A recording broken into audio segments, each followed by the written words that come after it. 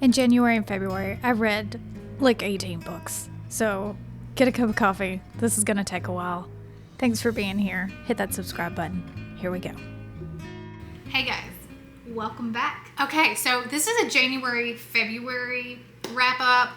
I know most people do 1 month at a time, but because so many of the books that I read in the past 2 months were part of a series of books that go together, like literally 11 of these books are part of a series, all by Sarah J. Maas. I thought it would be weird to talk about them separately and not all together, because really they need to be talked about as a series. Now there's several other books that have nothing to do with Sarah J. Maas on here, so we're going to start there and end with the obsession that I have with Sarah J. Maas and all that encompasses. To the point where, if you can see here, this is my new cup. I bought this off of Etsy, and it has laser engraved images of things that come out of the ACOTAR series, which is the first series that I read back in December. And yeah, that's how obsessed I am. All right, I have shirts, I have cups. It's a problem, but also it has become a problem for some of you, because you guys have sent me messages and told me how much you love the ACOTAR series, and that just makes my heart smile. All right, so let's get started with the regular ones, and then we'll dive into the Sarah J. Maas universe. It's a lot. There's a lot. Let's talk about the first book that I read in 2024, which happened to be a 5-star book, which is brilliant. I didn't expect to have the first book I read be 5-star, but it was. So the name of the book is called Pretty Girls. It is a mystery thriller. It is about three sisters. The oldest sister gets abducted in college and she's missing. They don't really know if she's been abducted, killed, if she ran away. So you get 3 points of view, the father and the 2 remaining sisters. And that was very interesting to me, to get all 3 of their stories and their points of view. So it picks up years down the road after the oldest sisters went missing. And as tragedy often does, their family has been torn apart by the trauma of losing her. So the mom and dad are divorced, but still amicable. The dad is very, very broken and won't give up looking for his daughter. The 2 sisters have coped in their own ways, very different ways. And so we pick up at a point where they start to see some weird things going on that end up leading them down the road to continuing the search for their sister. The story is very dark. Very, very dark. There is a lot of graphic content when it comes to sexual violence. So if you're sensitive to that, I just want to put that out there, because I feel like if you were somebody who is like, things get brought up, you definitely don't want to read this book. It is very, very detailed and graphic. That gives the story a lot of depth.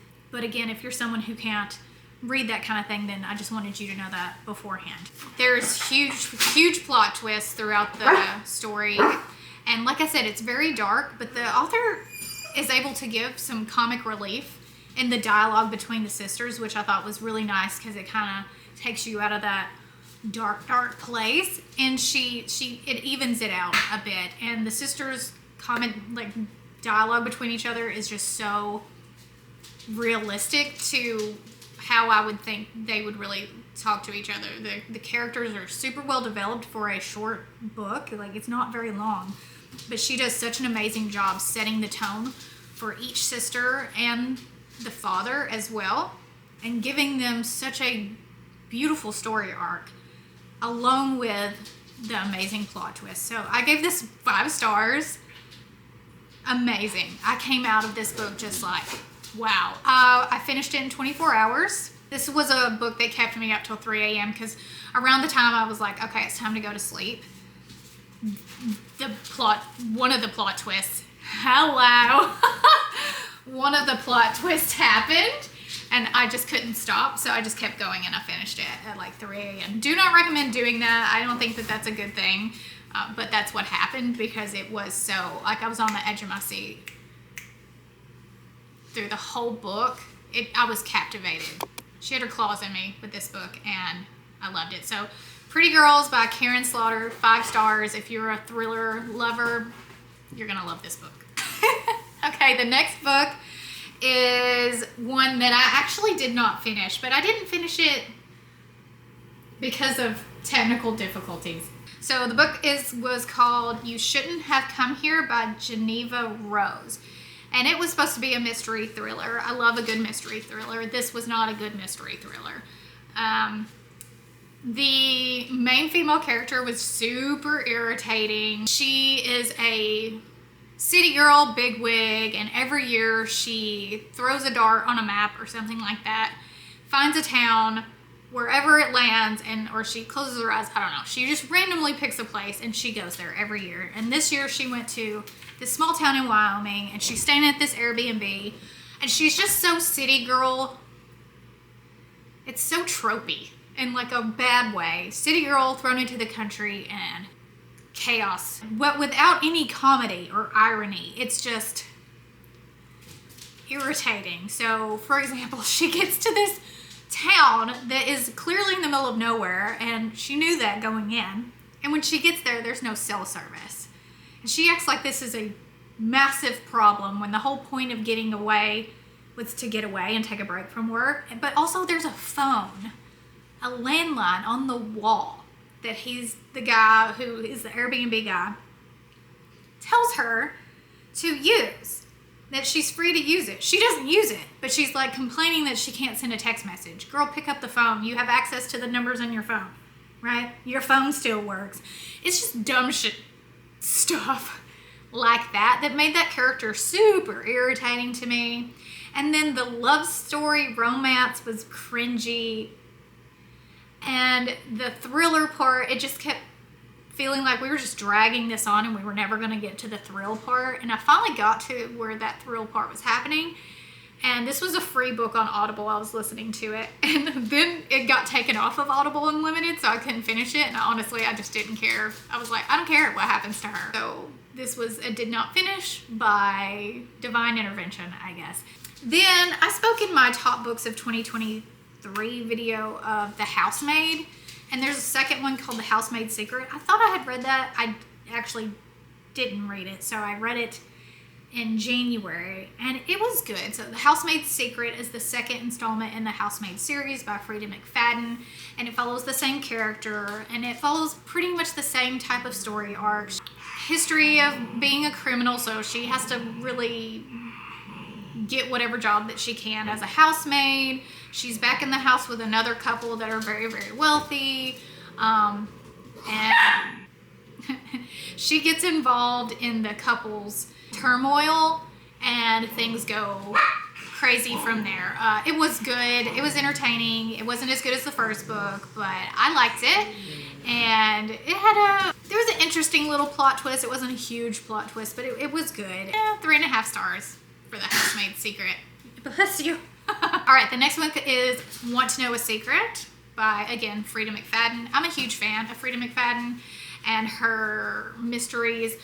They give me Harlan Coben vibes. So a few years ago, I went down the Harlan Coben rabbit hole and I read everything that he had. Frida is the new Harlan for me. So they kind of have this comfy, cozy, I know what I'm signing up for type vibe. So I went ahead and read another one by her. Want to Know a Secret is about these suburban moms in this really wealthy neighborhood, and they're stay-at-home moms, but one of the moms is a YouTuber. She has a channel where she bakes cookies and cakes, and she tells you the secret to making the best chocolate chip cookies, or the secret to making whatever she bakes, okay? And like her tag is the secret is whatever. So it's the name of the book is kind of a play off of her YouTube channel. I love YouTube.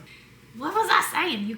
Okay. And then the other suburban housewife is a DA, or she was, but now she's a stay-at-home mom. So she was a big lawyer, very powerful, and now she's a stay-at-home mom. Her kids are the same age, and they go to school together, so they're friends, but they're not like real friends. They're kind of friends because they live in the same neighborhood. their kids go to the same school, their kids are the same age, that kind of friends. Okay, so then a new woman moves to the neighborhood, and she is a little bit different than them. She has a job. She works at this really ritzy little boutique that all the women like to go to. And she also has a little boy that's the same age as the other little boy. So they start to get on together. And then the YouTube mom starts getting these cryptic text messages sent to her phone from a blocked number. And they're a little bit threatening. And so she begins to wonder who is sending these text messages. And so she is wondering if it's the new neighbor or who is it? Who's sending these text messages? And so that's how the story starts off. And then we learn throughout the story that there's a lot more going on in that community than just baking apple pies, right? So it's got a really interesting plot twist to it. The ending is a little like a dark comedy almost. I thought it was funny, the plot twist, because it was really out of left field. So it was a good plot twist in a very funny way, I thought. I would give Want to Know a Secret 4 stars because it was really good for what it is, which is just like a easy read mystery, light thriller. It's very light, whereas Pretty Girls, heavy thriller. Oh, these dogs. Okay. Before we move to the next one, give a shout out to the sponsor of today's video, my electrolytes that are in my Akatar cup. I cannot even tell you how much I love this cup. So I was very excited to get this because I know I drink my electrolytes all the time, and I was like, cool new cup for my electrolytes. So Element electrolytes are the ones I use the most out of all the electrolytes I've ever used, and I've used a lot. Believe me. These are my favorite because the flavors are so good. They're kind of Jolly Rancher type. So this is watermelon, the one I'm holding up. That's what's in my cup. That's what I use most of the time is the watermelon. It really tastes like a watermelon Jolly Rancher, but without the sugar, right? So it's not sweetened with sugar, it's sweetened with stevia.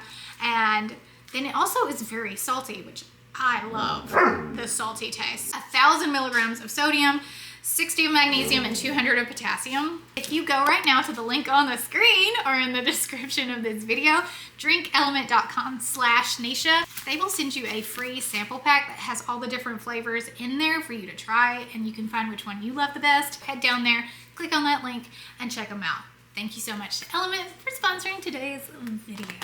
Kristin Hannah, who wrote The Four Winds. She's written a lot of books, and they're all amazing, honestly. But The Four Winds is the first one I read by her. She had a new book that came out, I think in February. And I got that a few weeks ago, and I just got done with it. So it's called The Women. Again, Kristin Hannah. This book is about the Vietnam War, but more specifically the nurses. This book was a bit of a tearjerker, but in a really good way. For me, being a nurse, but also someone who's always had just the utmost respect for the men and women who serve our country, and seeing more in depth just how terrible it was over there, how terrible it was for them when they came home, how trauma can settle on people differently. When you meet the main character, her name is Frances, but everybody calls her Frankie. She's 20 years old. She lives in a beautiful upscale community in Coronado Island, and her big brother is leaving to go to the Navy, and their family is very patriotic. Long line of men that have served in their family and always in the Navy, so decides that she wants to serve too and bring honor to her family. Even if she is a woman, she feels called to go over there and serve and really make a difference. And she's got this, she's very idealistic and has this idea in her head of what's going to happen when she goes over there. She wants to sign up for the Navy because that's the family way, but they won't take her because she's brand new, fresh out of college, almost no experience as a nurse. They won't take her, but the Army does. So she signs up to go over to Vietnam in the Army. She goes home to tell her parents. They're very upset, which is kind of surprising to her because she's a bit naive. she thought they would be excited because they were so excited for her brother to join the Navy and serve their country. They don't feel the same way about her. She's a woman. She doesn't belong over there. No, what are you doing? Are you crazy? But it's too late. She's already signed the paperwork. So she gets bad news before she even gets on the plane to leave. But the minute she lands in Vietnam, she is faced with the reality of the situation and how the American public and even the Army, what they told her she was going to be doing, was completely misrepresented. And it is a real war with real casualties and real violence. And so you're taking on this coming of age story that, of course, is very extreme. So you follow her on her journey as a nurse in Vietnam, finding herself, finding friends, finding love, losing. There's a lot of death in this book because it is the war, right? So that's to be expected, but it was a real tearjerker. But then you also follow her on her journey when she comes home and the years that follow up after Vietnam. And Kristin Hannah just did an incredible job representing the stories of the people that she interviewed for years and years. Apparently she's done years of research for this book specifically. And I thought she did a beautiful job honoring the men and women that were over in Vietnam who didn't come home, who were treated so poorly when they did come home. And it was an eye-opening book. Even though I knew some of that, it definitely was an eye-opener for the men, but specifically the women that were in Vietnam. Of course, this is a tribute to men and women, the whole book. She does a fantastic job. It was beautifully written. Again, heartbreaking, 5 stars. If you love historical fiction or you just want to learn, highly recommend The Women. It was great. Heartbreaking, but great. Then I listened to another book called The Housemaid that is not by Frida McFadden. This is a completely different book. It's called The Housemaid, but it's by Sarah Denzil. I listened to this on Audible, and the narrator just has the loveliest voice. She sucked me in before the story sucked me in, okay? I don't know what it is about her voice. She's British, but it's a very specific accent, and I don't know, it was really nice. I loved listening to her talk, so that was great. A narrator can really make or break a story if you're listening to it on Audible. So it's about a housemaid, duh. She's got a sordid past similar to the one in Frida McFadden. She was in rehab when she was little. Her mom abandoned her and left her with her aunt, who cared for her but wasn't really lovey-dovey, right? Wasn't her mom. Before she abandoned her daughter, she was working at this huge mansion, this English manor for this very wealthy, they're lords and ladies and all that fancy English stuff, right? So her daughter goes and gets a job at the same manor to find out what really happened to her mom, because she thinks something weird happened there. There's got to be some answers. She wants to know why her mom left, what happened to her mom, and so she goes there for answers. Now, once she gets there, weird things start to happen right off the bat, and so strange things are definitely happening in that house, and you just go on this journey of the new housemaid, which is the daughter, and she doesn't tell anybody that her mom used to work there, so she just shows up. And so that's where your trip is going to take you, down this weird path of all these weird things that are happening at this beautiful, humongous English manor in the middle of the countryside in England. Not a crazy plot twist, but good enough that I would give that The Housemaid 4 stars. But I really would say listen to it on Audible. It's free with your Audible subscription, I'm pretty sure. And the narrator is just so good. She really nailed it. The last book before we get into the Sarah J. Maas universe is The Fury by Alex Michaelides. I am probably saying that wrong, but same author of The Silent Patient, which I have talked about multiple times. Loved that book. Obsessed. One of the best thrillers I've ever read. I would read it again, even though I know the plot twist now. It was that good. I had very high expectations for The Fury. It wasn't bad, but it definitely was not a thriller in my book. There was not much thrill there. There was mostly just if you've ever watched The Glass Onion from Netflix or Murder on the Orient Express or any Agatha Christie book, it is a very whodunit. It's about a Hollywood actress and she invites her friends to this island and there's a murder and who did it, right? There's a little plot twist, but it was pretty predictable for me. I've read a bunch of thrillers and mysteries, so that's not saying that it wasn't a good book. It was just predictable for me and not what I was expecting, I guess. I found the narrator. I actually read the hard copy of this one, and it's from first person perspective kind of, but he narrates everybody that's on the island in his own way. He's just very irritating as a person. I didn't like him.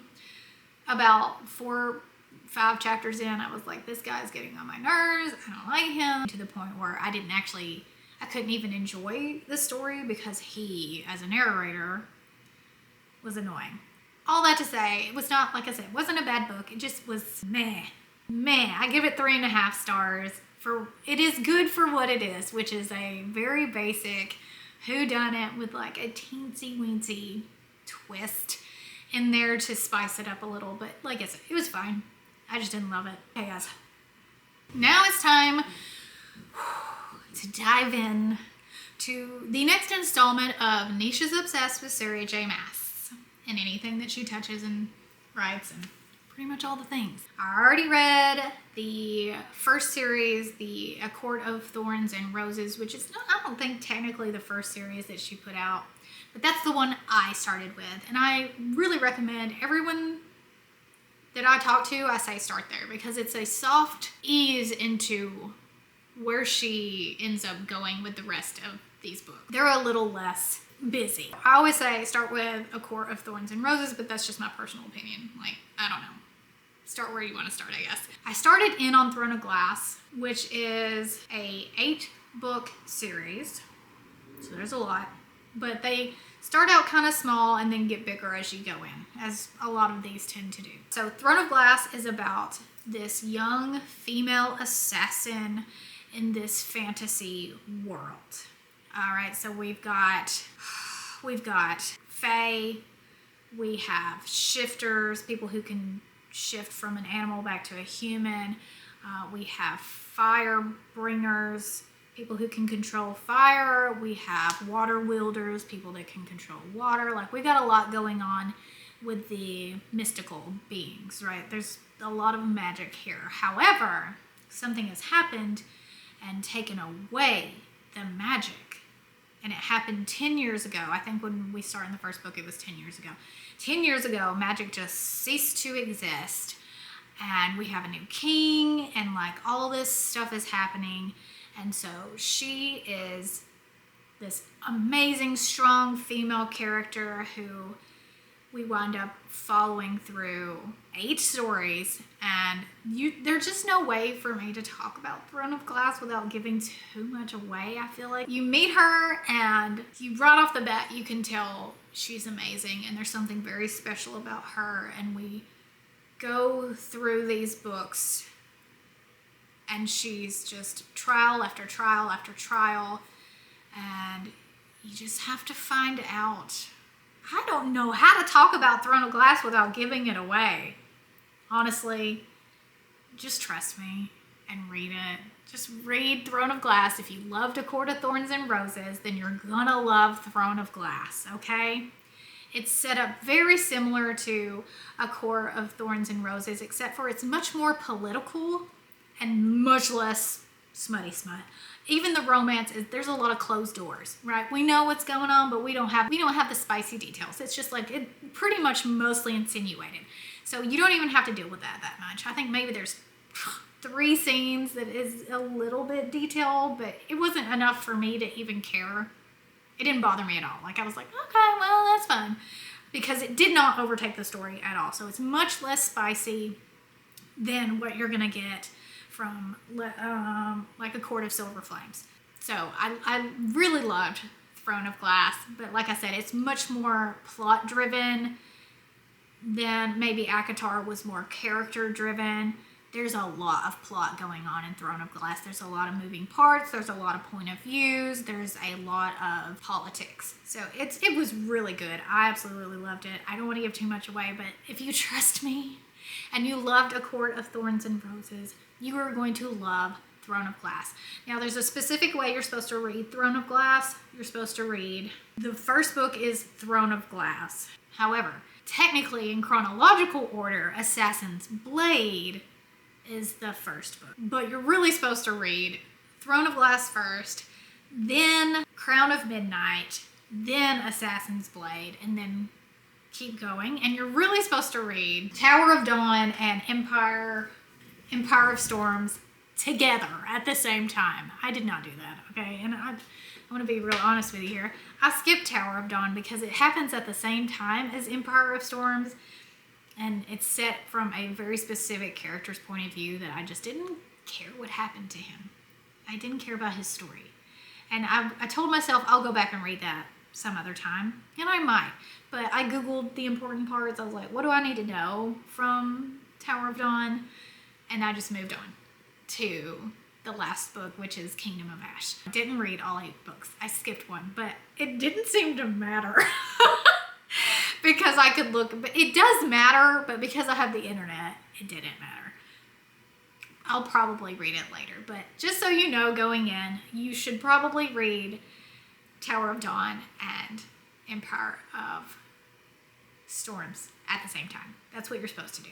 So it's a little complicated, but it's worth it. And it starts off slow, but that's because there's 8 books and the last few are pretty thick, and she's doing a whole lot of world building and an incredible amount of character building. So it's building. By the time you get to, I want to say, Heir of Fire, that's when I really was like, oh my gosh, I might like this better than ACOTAR, where ACOTAR, I immediately was in love.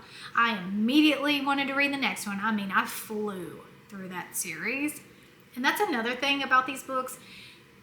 Having them all right now, as opposed to reading them as they came out, kind of is good and kind of is bad, because you really need to digest these books. There's a lot going on. I would recommend take your time with them, even though I flew through them and I didn't even take my own advice. Try to at least take a few days when you finish one to digest it and maybe make a few notes, okay? Because there's a lot going on in Throne of Glass that I couldn't tell you if this part happened in this book or in this book, because I read them so close together, which is not a bad thing. Just putting that out there. So 5-star series. The main female character is not my favorite character of this series. I do love her, but she is not my favorite female character. My favorite female character doesn't show up until Heir of Fire, and I'm hoping and praying that we get a series just about her sometime in the future, because here for it. Okay, and if you've read it, you know who I'm talking about. I don't even have to say it out loud. I'm gonna end with Crescent City. Crescent City. Wow. Okay, I just gotta show you these books because you really need to see it to understand the depth of the situation that you're in if you pick these up, which you're going to, because once you're in for the whole package. When it comes to Sarah J. Maas, she knows how to the worm on that hook. You're done. The first time you dip your toe in, you can't help it. You're gonna read them all, okay? So I'm just warning you. I would read these last. I read them in the middle of Throne of Glass and then came back to Throne of Glass. I wish I hadn't done that. I wish I had just finished Throne of Glass and then came to these. But I didn't do that. Okay, so these are the 3 books that are in the Crescent City series, which are, all of these series are kind of tied together. And we're not sure how, but you kind of get that feeling that they're all tied together when you first start reading them all, right? Okay, I'm not going to get into all that because that would take an hour. I'm going to go through these books individually because I have big feelings about these individually, whereas I don't really have big feelings about each individual book of the other 2 series. Big feelings about these. First one is called House of Earth and Blood. Massive massive books, okay? These are huge oh no, what happened there? Well, that's upsetting. There's a rip in my book. How long has that been there? It's fine. It's well loved. This series is so much different than the other ones. So this is set in modern times. This is a urban fantasy. So while there are lots of mythical beings in this world, there's also cell phones and CCTV and computers and technology. Okay? Modern fantasy. This maybe is my first urban fantasy that I've ever read. I think that it is. And so that's a bit weird going in. You're like, this is way different than what I'm used to. That's not the only difference. It's so much. Like, you may need to take notes if you decide to dive into these. I wish I had taken notes. I did take notes on the last one, but we'll get to that in a minute. So this is about Bryce, who is a half fae, half human. She lives in the city of this world, the main the center of this universe. There's a caste system or a class system. So there's like higher ups and then there's lowers. She works for a witch, sorceress, who owns a library of very rare and important books. And she has a little buddy who is a fire sprite, and she guards the books. And her best friend is a werewolf, and then she lives with them, and there's a whole werewolf pack, and they're best friends. And Bryce is not my favorite, all right? She's just not. I can't relate to her. I relate to other female characters very heavily in the rest of the series. I don't relate to Bryce at all. She just is a party girl, and she loves to have fun, and there's nothing wrong with that. It's just not, like, I don't care.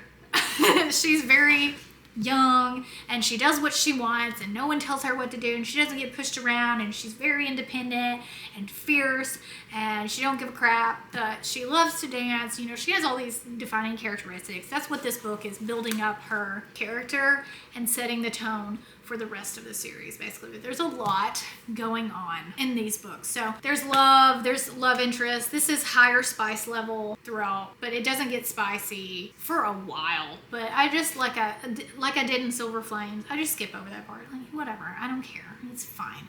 It does kind of count in this book more than it counts in the others because something special happens later on when they are getting it on. So you can't skip it entirely, but you can like skim over it, right? So, but just fair warning, this is a bit more spicy, probably more spicy when you get to the second book. So the second book is called House of Sky and Breath. So each book is based around one of the houses. And so in the city, there are different areas, and each area has a leader. And honestly, I can't remember what they're called. The head of the house, right? So they're the big leader. So House of Earth and Blood has a leader. House of Sky and Breath has a leader. And so each book kind of focuses on that sector.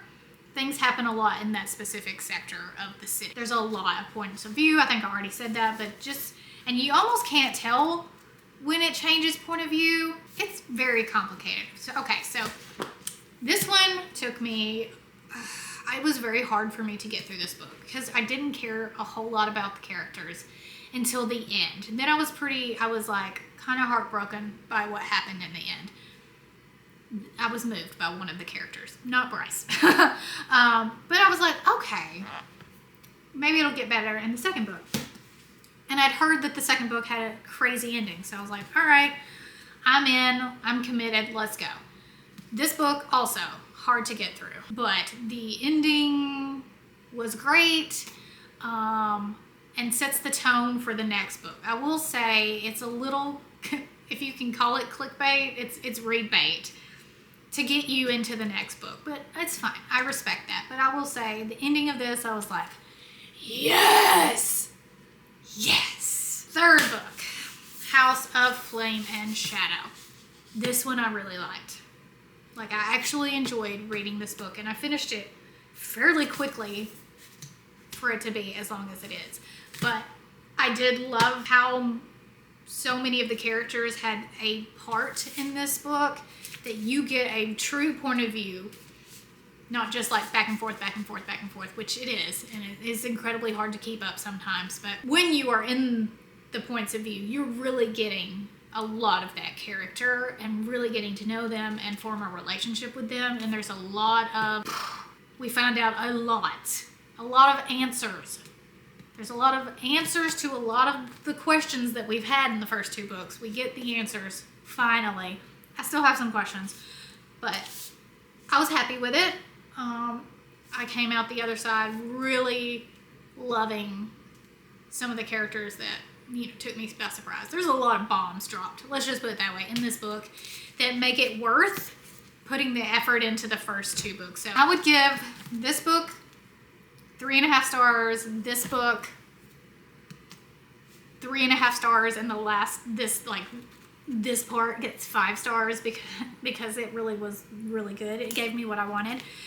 And I would give this book a solid 4.5 stars. I really, really, truly enjoyed. I've seen a lot of hate on it. I didn't like Bryce. Let me be clear. I didn't like what Bryce did in this book. I don't like her. I still don't like her. I never liked her in the beginning, and I don't like her now. Like, she is cool, and she's got, you know, she's cool, all right? But I don't like her. That's not why I read this book. The other characters, I'm much more invested in them than I ever will be in Bryce, probably. So that's what I have to say about the entire S.J. Maas verse. When you sign up for one book, you're signing up for like 18 or something. It's crazy. I don't even know how many are in all of them put together. It's a lot of books. You're gonna be entertained for a long time. Let's just put it that way, okay? That is my January, February wrap up. I know that took forever. I'm very sorry, but also not sorry. Not even a little bit, okay? If you've enjoyed any of these books or you want to read them, if you want to add them to your list of books to be read, let me know in the comments if you have any that you think I should read. I promise you have probably already read them, but go ahead and leave them anyways. It's totally fine. All right. Love you so much. Thanks for watching. Thanks for sticking in there with me. And I will see you in the next one. Love you, mean it.